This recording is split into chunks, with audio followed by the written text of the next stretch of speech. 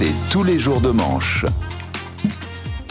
Et bonjour. Arnaud Demanche est dans ce studio. Bonjour. Dis donc, vous êtes arrivé Oui, les bras chargés de cadeaux, Apolline, parce que j'ai joué en Ardèche ce week-end. On m'a offert des marrons glacés pour vous. Donc, Merci. hop, c'est cadeau. Merci On a besoin de petites douceurs en ce moment avec l'actu. Ouais. C'est pas si mal. Je voudrais un marron glacé. Un marron, ouais, tout à l'heure. Apolline, parce que c'est ma passion. Voilà. C'est l'actu qui est compliquée, donc on se console avec des petites sucreries. Justement, Emmanuel Macron est en Israël aujourd'hui. Niveau actu, notre président va rencontrer Bibi.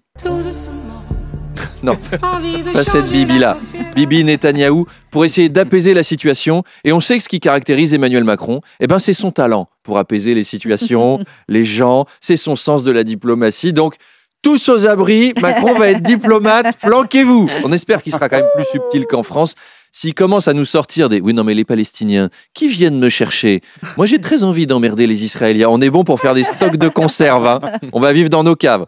Je le vois d'ici. C'est difficile en ce moment, je le sais. Mais je crois que j'ai la bonne idée pour vous. Faites la paix.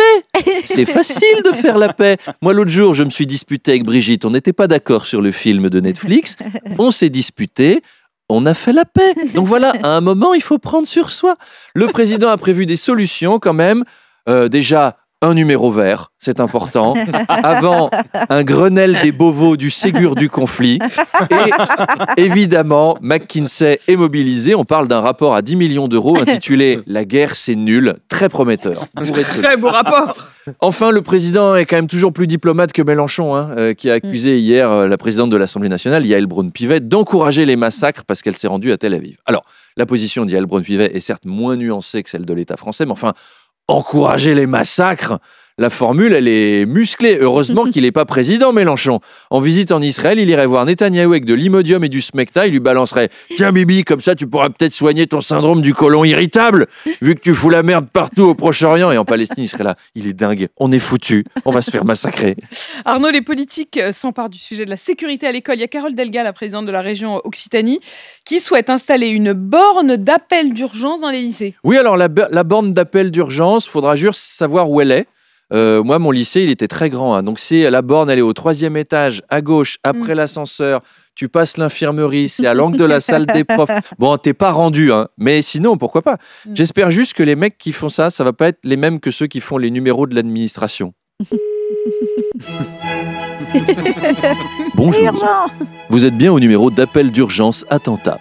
Ce numéro d'urgence vous est proposé dans le cadre du dispositif Alerte maximale rapidité, alors veuillez patienter, nos experts rapidité vont vous répondre rapidement. Après le menu interactif suivant, qui permettra d'envisager la réponse la plus immédiate, car la rapidité dans ce genre de situation est la clé. Si vous voulez signaler un déséquilibré, tapez 1. Si vous voulez signaler un radicalisé, tapez 2. Si vous souhaitez des renseignements pour savoir comment réagir, dites « Parlez à un conseiller ». Parler à un conseiller. Tous nos conseillers sont actuellement occupés. Le numéro d'urgence est ouvert du lundi au jeudi de 9h30 à 11h et de 14h30 à 15h. Veuillez donc appeler le 17. Encore une fois, j'ai rien contre l'idée. On attend juste de voir. Et puis, vous vouliez nous alerter sur le retour d'une épidémie hivernale. Oui, ça c'est mon petit point santé. C'est déjà le retour de ce virus qui vous bloque à la maison, sous la couette, à comater devant la télé. C'est le retour des téléfilms de Noël. Les revoilà. C'est TMC qui a dégainé en premier. Alors j'ai vérifié, ils ont sorti les VHS des cartons dès le 15 octobre. Ils avaient balancé à la suite. Et alors là, je vous jure, c'est vrai. L'admirateur secret de Noël. 10 choses à faire pour un Noël parfait. La partition de Noël. La valse de Noël et un délicieux Noël. 10 heures de téléfilm de Noël, mi-octobre. Il y a 10 jours, il faisait 28 degrés. Souvenez-vous, on était en tongs. Là, on décongèle déjà Maria Carey. Ah ouais, c'est tôt. C'est tôt. Après, c'est réconfortant. Avant même Halloween, normalement, on attend Halloween. On est passé du 15 août au 25 décembre en 10 jours. Et on a besoin de douceur en ce moment. Il y a même des gens qui ont déjà sorti les sapins, les décorations, qui retapent toute la maison en mode Euro Disney, parade Noël enchanté pour échapper à l'actu.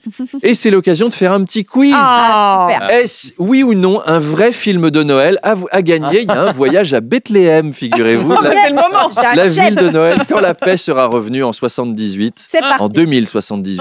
Vrai ou faux film de Noël? Attention, c'est parti. Le Père Noël mexicain. Vrai. Oui, et alors attention au pitch. Avec l'aide de Merlin l'Enchanteur, le Père Noël doit déjouer les plans machiavéliques du diable qui veut anéantir Noël. J'adore. c'est horrible. Oh, j'adore. Il est au taquet. Une bague pour Noël. Vrai. Vrai. Le Père Noël est hot. Faux. Non, il est faux. Le Père Noël contre les Martiens. Vrai. Oui. Oui, alors c'est les Martiens qui n'ont pas de Noël, donc qui kidnappent le Père Noël pour faire une fête sur Mars. Le Père Noël est super dur.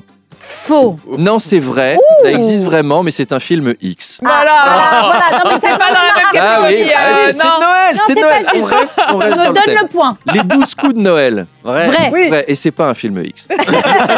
Le Père Noël s'en mêle avec le catcheur moustachu Hulk Hogan dans le rôle du Père Noël, Oh. qui lutte contre le crime et la violence en Californie. Eh bien, c'est vrai, vous n'aurez pas de marron glacé. Oh, ma chère Amélie. C'est perdu, je les garde. c'est dommage. Allez, à demain. De Manche Pirate, le face-à-face. Et bonjour. Arnaud est là. Et bonjour Arnaud. 2 invités ce matin à 8h30. Le général Vincent Desportes, le colonel Olivier Rafovitch, qui est porte-parole de l'armée israélienne. Oui, Apolline, le général Desportes et le colonel Rafovitch viendront nous donner évidemment les éléments clés sur le sujet qui nous préoccupe tous ce matin. Comment occuper les enfants pendant les vacances de la Toussaint? Ah oui, hein, non, mais vous en avez 4, faut bien des compétences militaires et de gestion de conflit, hein, c'est compliqué les enfants. Non, évidemment, on va parler du conflit israélo-palestinien, bah oui, en même temps, on les imagine pas invités au maternel, nos 2 invités. Donc c'est un duo d'invités, on aura un petit peu les Stone et Chardin de la stratégie militaire, et vous les interrogerez sur la future entrée de l'armée israélienne dans Gaza. Certains sont pour, d'autres contre, car en fait sur place, il y a les Gazaouis et il y a les Gaza non. Donc on voit que c'est Le oui, le partagé. Et c'est pareil au sein de l'armée israélienne, on se doute qu'il y a ceux qui valident cette opération, ceux qui pensent qu'il ne faut pas y aller. Même chose, on a 2 salles, 2 ambiances. Alors, Olivier Rafovitch, ah oui non mais 3 semaines de conflit, hein, on arrive au fond Là, du ça y est, tiroir. Alors Olivier Rafovitch, c'est l'auteur du livre Israël Hezbollah, prélude à la 3e guerre mondiale. C'est un livre parfait pour les vacances de la Toussaint, à lire sous la pluie dans un cimetière après avoir fleuri des tombes. Quant au général Vincent Desportes, il a écrit Lettre aux Français qui croient encore être défendus, c'est-à-dire un autre ouvrage feel good, parfait pour se faire peur à Halloween. Bah oui, il y a de la joie, c'est la fête, c'est les confettis, c'est les paillettes. Rendez-vous pour la grosse déconne à 8h30. Ça va être beau, ça va être doux, ça va être paisible. La paix. Zen. Merci Arnaud, on se À tout à retrouve à l'heure. 8h20.